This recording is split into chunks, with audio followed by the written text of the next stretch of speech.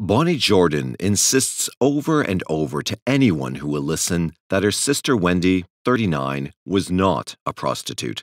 Bonnie is convinced that Wendy had put that part of her life behind her in the 2 years she had been off drugs. Wendy was working a good job as a manager of a gas station in the working-class Detroit suburb of Royal Oak and didn't need to sell her body on the cold streets of Detroit, Michigan.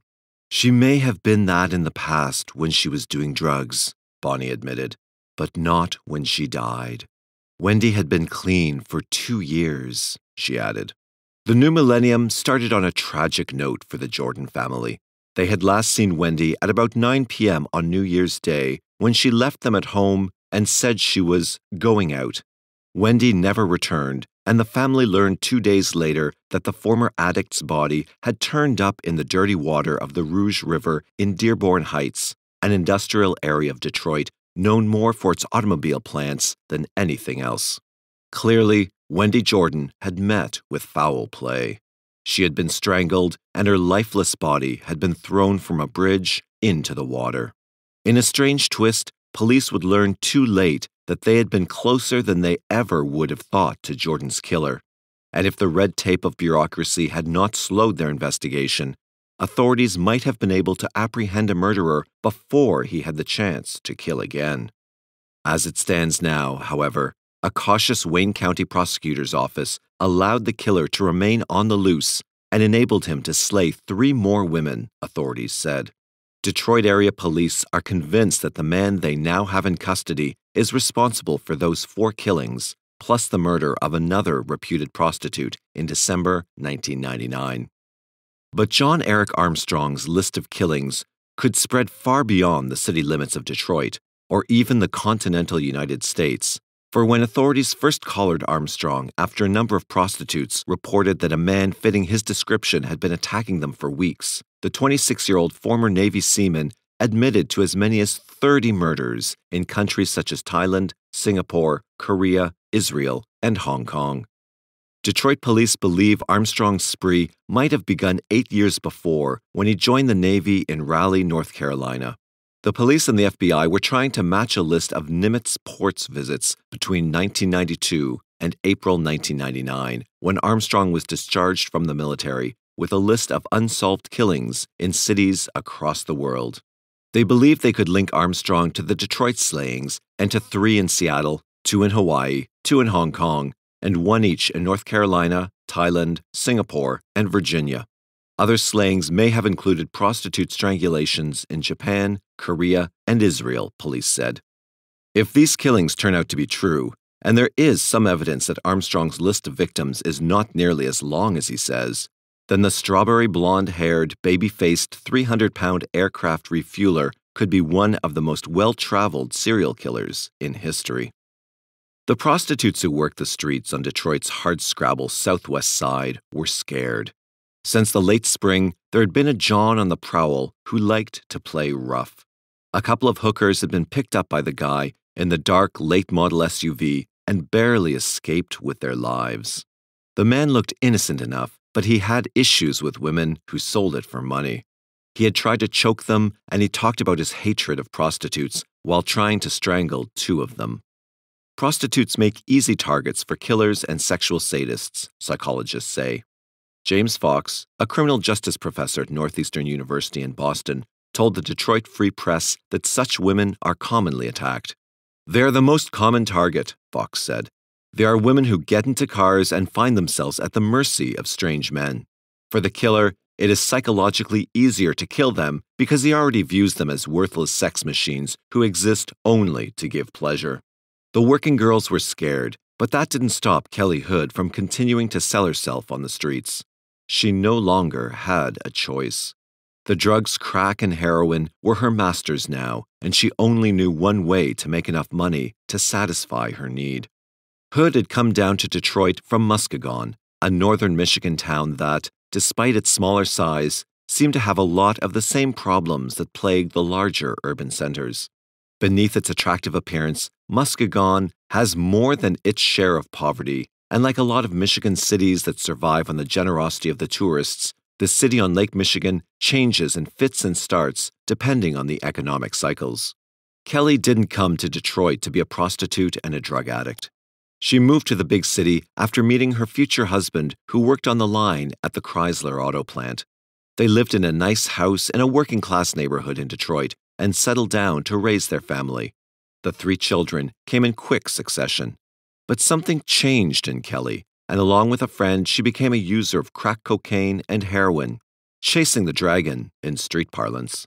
Soon, Kelly and her friend Linda were addicts, and she left her husband and children for a life on the streets as a buffer, or a woman who engaged in prostitution to support her habit.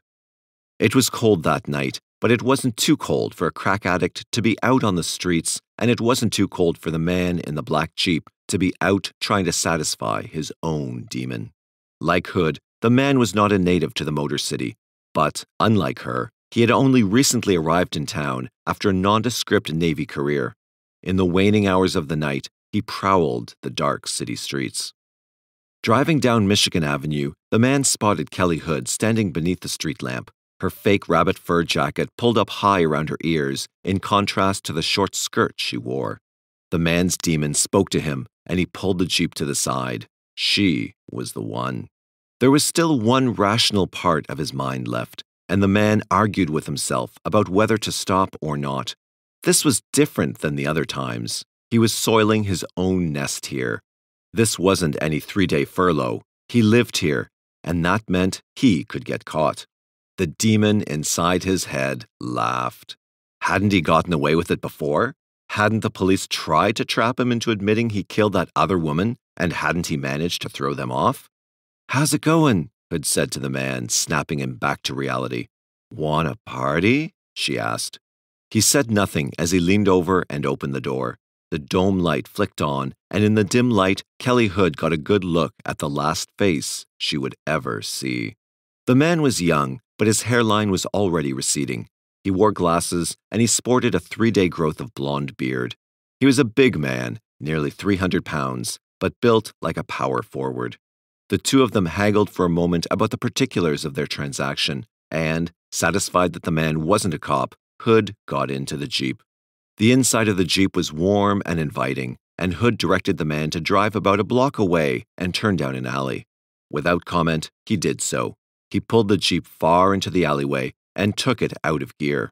Turning to Kelly Hood, he muttered something under his breath. "Huh?" she asked, her mind on the rocks of crack this trick would bring her. The man's hands seemed huge to Kelly as they lunged forward and closed around her neck. "I said, I hate whores," the man growled as he choked the life out of her. The way Wendy Jordan's body had been discovered was puzzling to the police. "Let me get this straight," the investigating detective was saying to the big man. "You were out for a walk, and you were gonna puke, so you went over to the side of the bridge, and while you were heaving, you saw the body?" The man was adamant. "That's pretty much the way it happened," Eric Armstrong replied. "How many times do you want me to tell it? I'm not the bad guy here. I called you guys, remember?" That didn't mean much, the cop thought to himself. It wouldn't be the first time that a killer had caused his own arrest for the sake of notoriety or excitement. "You're dealing with a sadist," state prison psychologist Richard Walter told the Free Press. "A serial killer likes to play cat and mouse with the police, catch me if you can, and you terrorize the community at large. Generally, it's their arrogance that gets them done in." Armstrong had called Dearborn Heights police just a few days before, right around the first of the year, to report a woman's body in the Rouge River. It was Wendy Jordan, a former drug addict and prostitute, whose family had filed a missing person report on New Year's Day. Armstrong had been taking a walk, he said, when he began to feel ill. He was atop a bridge spanning the icy water of the Rouge River, and as he leaned over the side, he saw something on the riverbank 20 feet below. Looking closer, he told the police, he recognized that it was a body.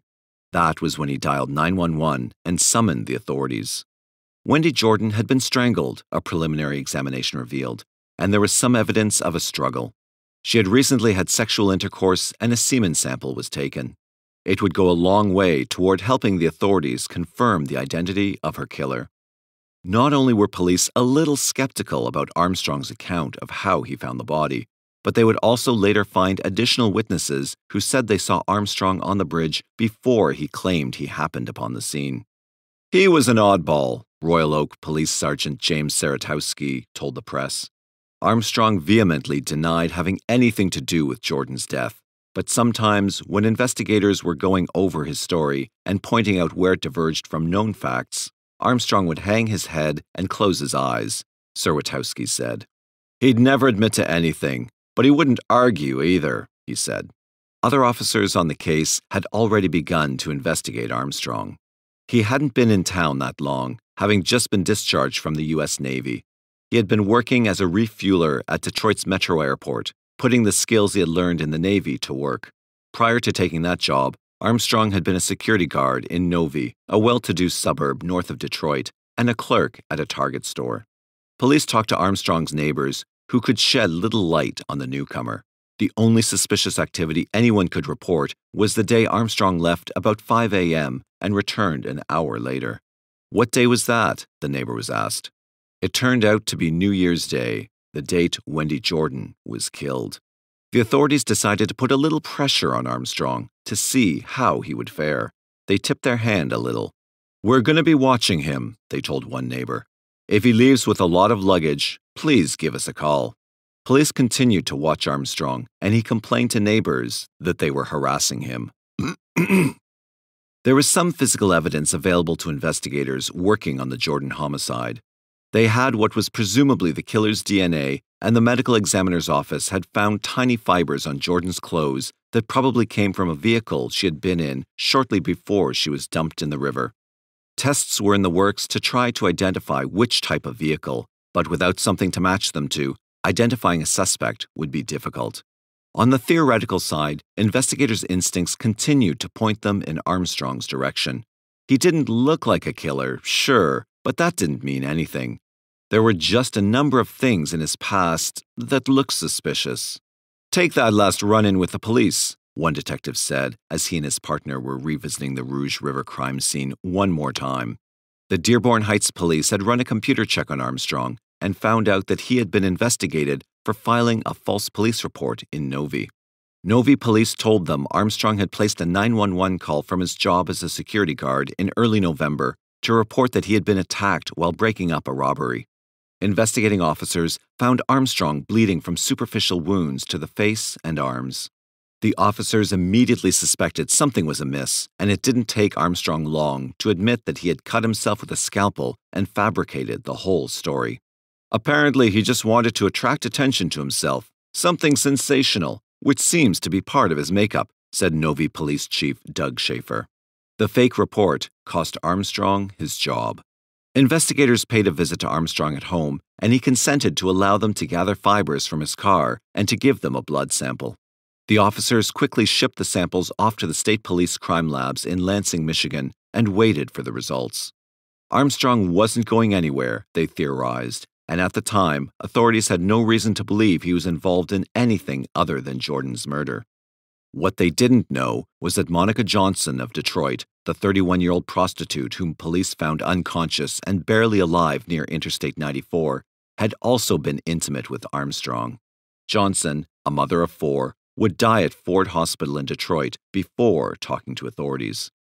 And what they could never predict was that their diligence in seeking more evidence, their quest to build a strong case, would give Armstrong time to kill again.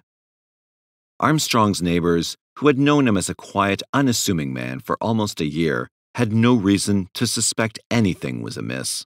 The police had been to the small 2-story bungalow that Armstrong, his wife, and son shared with some in-laws, but the neighbors just assumed that was because Eric had been unfortunate enough to stumble across Jordan's body.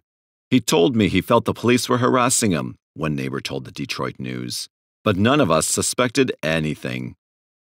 Law enforcement agencies make a distinction between the different kinds of repeat killers. Mass murderers are sociopaths, like Columbine's Harris and Klebold, who do all of their killings at one time. They are the kind of killers who often plot and plan their attacks over a period of time, with the intent of making a big statement in a single incident. They are like a supernova. They explode upon the scene in a bright fury of death and are immediately gone, leaving destruction in their wake. Then there are spree killers, who are rarer. They are the type who flame out over a short period of time, usually a few days. Killers like Charles Starkweather are spree killers. They are the meteorites of the psychopath universe, burning out brilliantly over a short period of time. Serial killers are different. They are rarely in a hurry. They are methodical in their carnage. Serial killers are the comets. They blaze through the night and disappear into the blackness, only to return again and again to kill. Organized serial killers, according to models developed by the FBI and other experts, target strangers and tend to travel some distance from home to kill. And prostitutes tend to be among the most likely victims in terms of serial killers, said Deborah Lofferswire-Dwyer, Associate Professor of Criminal Justice at the University of Arkansas. Nobody's going to necessarily note someone picking up a prostitute, and they tend to go with anyone easily, she said. Research shows, she said, that organized serial killers are typically sociopaths who have a problem with authority. They don't like the rules. They think they can make up the rules as they go along, she said. The Dearborn Heights police had no reason to suspect that they were dealing with a serial killer, so they had no reason to rush their investigation of Wendy Jordan's murder. The poor woman was dead. Screwing up the probe so that a killer could walk would do no one any good. Nevertheless, investigators felt they had their man. When the tests came back indicating that the fibers on Wendy's body matched those in Armstrong's Jeep, the police went to the prosecutor's office in the hope of getting a warrant. But they were turned away. The Wayne County Prosecutor's Office had a policy not to issue an arrest warrant for a homicide until the state police lab had issued its final report, and the Dearborn Heights police only had preliminary results linking Armstrong to Jordan. Armstrong would remain on the street. About the time Dearborn Heights police were waiting for more than just an oral report from the DNA that matched up, Wilhelmina Drain was waiting for a bus along Michigan Avenue when she accepted a ride from a man in a black Jeep. She would later tell police that the man stopped on a side street and told her he needed to get something from his coat. The man, who she identified as Eric Armstrong, went for her throat instead. "His hand reached out and grabbed my neck," she said. "I was lucky I was wearing a scarf. He got my scarf and had a hold of me real tight." Drain fought back and managed to knock Armstrong's glasses from his face. "His fingers were around my windpipe," she said. Near unconsciousness and in a state of panic, Drain managed to reach into her coat and grab a can of pepper spray. "I sprayed him in the face with it," she recalled, "and then I jumped out of the car." Even though the police were closing in on him and one victim had managed to escape, Armstrong's demon still hounded him, demanding that he kill. He continued to return to the Michigan Avenue area, and over the next few weeks, he had sex with and assaulted several more prostitutes in his Jeep. Authorities said Armstrong had also killed Kelly Hood, Rosemarie Felt, 32, of Detroit, and Nicole Young, an 18-year-old Chicago woman who was brought to Detroit by her boyfriend, forced into prostitution, and abandoned. The neighborhood where Military and Southern streets intersect in southwest Detroit is a relatively safe one. Contrary to popular opinion, the crime level in Detroit is no better or worse than any other large city, and the Motor City no longer must wear the unfortunate mantle of murder capital of the United States. The Military Southern area is lined with the homes of hardworking, decent, law-abiding citizens, and residents are not used to hearing gunfire or the sharp report of a weapon. They are accustomed, however, to the loud sounds of Conrail freight trains, carrying supplies to the Detroit industrial plants or taking newly built cars to destinations unknown. One of those trains, no one knows if it was incoming or outgoing, was plodding through the neighborhood on the morning of April 10, 2000, when someone aboard noticed a grisly sight. Beside the tracks lay the body of 3 women in various stages of decomposition. The Detroit police, responding to the call from the train, arrived to find the bodies of Hood, Felt, and Young. Based on their condition, it was clear to investigators that the women had not been killed at the same time. More than 80 police officers, along with crime lab personnel and canine units, converged on the scene and immediately cordoned off the area. The bodies of the 3 women were not removed until early evening. Interestingly, police located a 4th body near the site but believed that corpse was from an unrelated murder. Technicians determined that Hood had been dumped 3 weeks prior, sometime in mid-March. Felt's body had been there about a month. Nicole Young had apparently been murdered sometime within 12 hours of the discovery of the bodies. Almost immediately, the authorities let it be known that they were tracking a serial killer. When you kill 3 people on 3 separate occasions and leave them in the same location, then yes, you have a serial killer, Detroit Police Chief Benny Napoleon told the Detroit Free Press. It's very serious, and we're taking it very seriously as a department. By the end of the day, a multi-jurisdictional force comprised of the Detroit Police Sex Crimes Unit, the Violent Crimes Task Force, the FBI, the Michigan State Police, Conrail Railroad Police, and the Wayne County Medical Examiner's Office was formed to investigate the slayings. Napoleon recalled the last serial killer in Detroit. During a 9-month period in 1991 and 1992, a serial killer raped and strangled 11 women, many of whom had histories of prostitution and drug abuse. Several of the victims were found in abandoned motels and other derelict buildings near Woodward Avenue in Detroit and Highland Park. Benjamin Tony Atkins, 29, was convicted of the murders. He died in September 1997, just 4 years into the 11 life terms he was serving for the slayings. Atkins said he was driven by a hatred of prostitution. In contrast to the Dearborn Heights investigation, which was moving along at a slow, careful pace, the Detroit police force sprung into action. Investigators linked 3 reported assaults of prostitutes with the murders of Hood, Felt, and Young. Using descriptions provided by the women, and one transvestite, who had escaped the killer, they began around-the-clock patrols of the high-traffic areas where Detroit's prostitutes converged. They focused on the Michigan Avenue and Livernois corridor after consulting with the FBI agents who created a profile of the killer. It was likely that whoever was targeting the prostitutes would return there for another victim. They didn't have to wait long. Armstrong was arrested at 12:30 a.m. Wednesday, April 12, 2000, in his Jeep Wrangler. Police brought him in for questioning. The brazen young man who stood up to the Dearborn police was gone. The Detroit authorities confronted Armstrong with an overwhelming pile of evidence, and he quickly broke down. All of the years of torment finally broke free, and Armstrong's mental state began to collapse, police said. He expressed remorse several times and was crying like a baby, said Assistant Police Chief Marvin Winkler.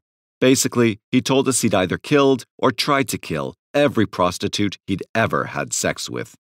Even though the Detroit police had linked Armstrong to the 3 bodies found in the railway yard, they had no idea at the time that they might have had the farthest roaming serial killer in history in custody. Armstrong was in a cathartic state, authorities said.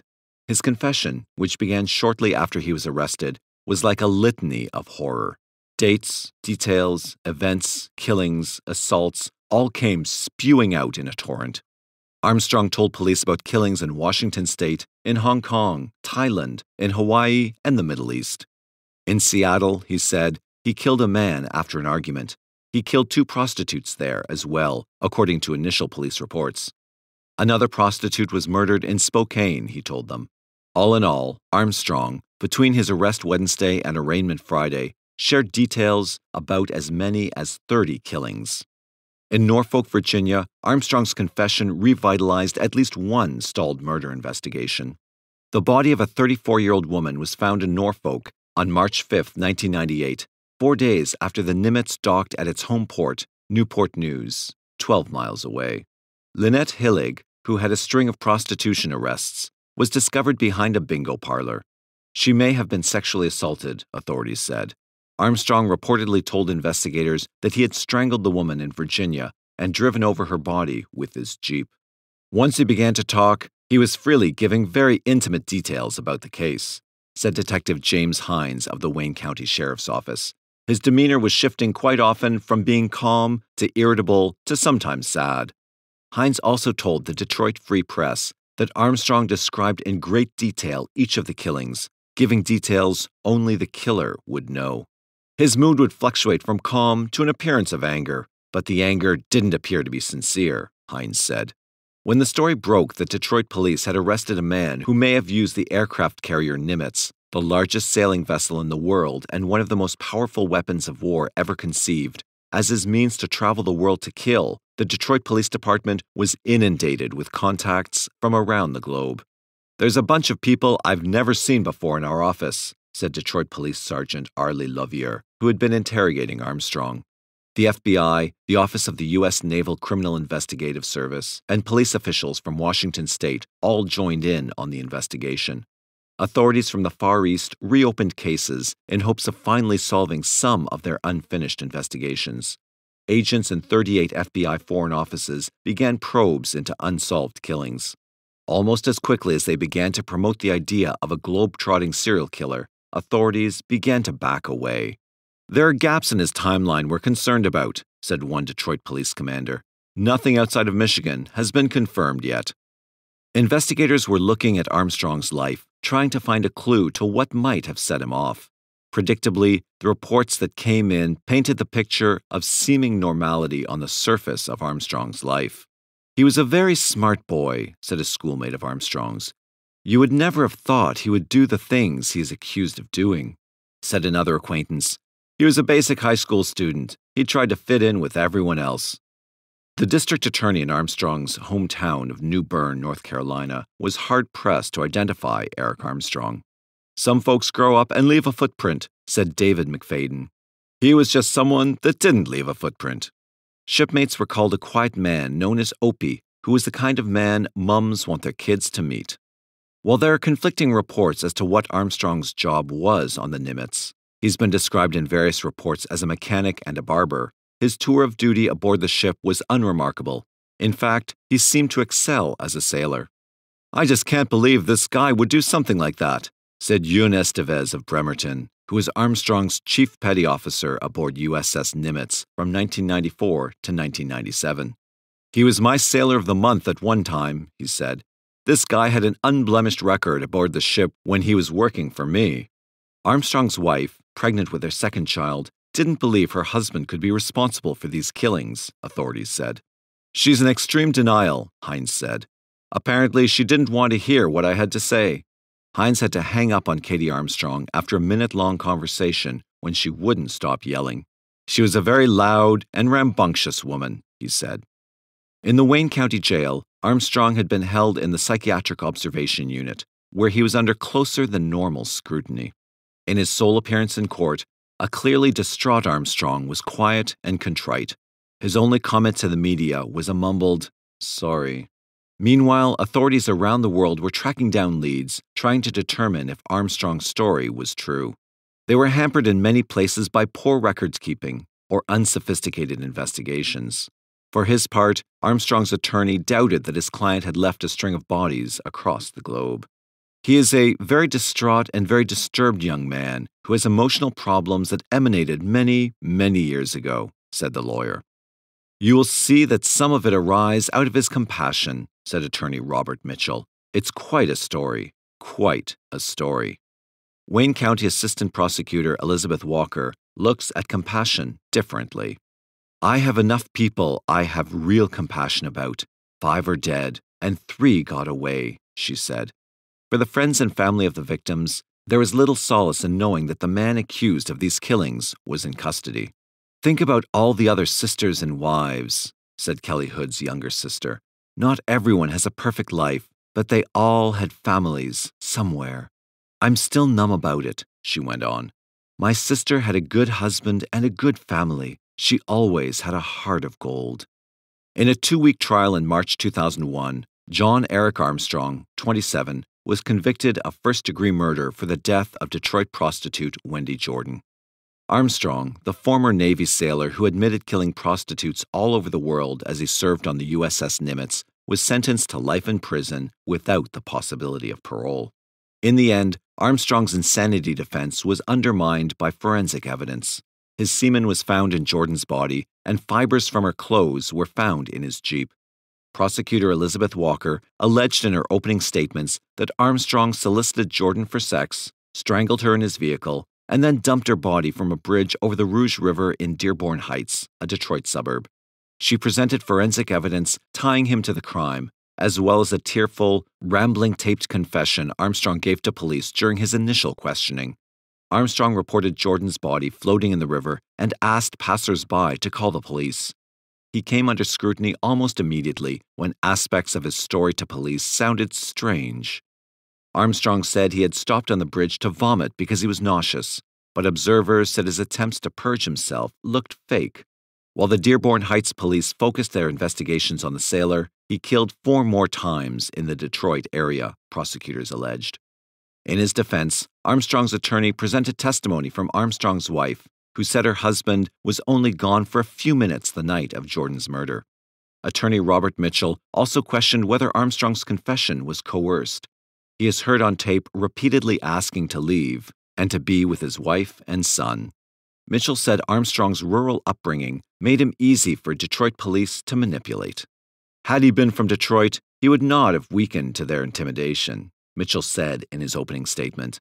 He would have been police savvy and street savvy. Armstrong was sexually abused by his father growing up, the defense claimed.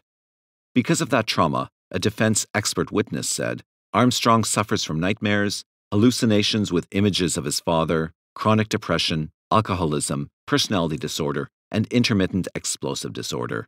The psychiatrist also said Armstrong may also be suffering from brief reactive psychosis. The prosecution rebutted the defense witness with a psychiatrist of their own who said Armstrong suffered from no mental disorders and faked his emotional problems. Dr. Jennifer Belay said Armstrong told her he saw his father's face on Jordan's body during his sexual encounter with her and then blacked out. Armstrong also failed several psychiatric tests designed to trick interviewees who might be faking. After his conviction, Armstrong was transported to a state maximum security prison to serve his sentence. On June 18, 2001, he was additionally convicted of killing Kelly Jean Hood, Robin Brown, Rosemarie Felt, and Monica Johnson.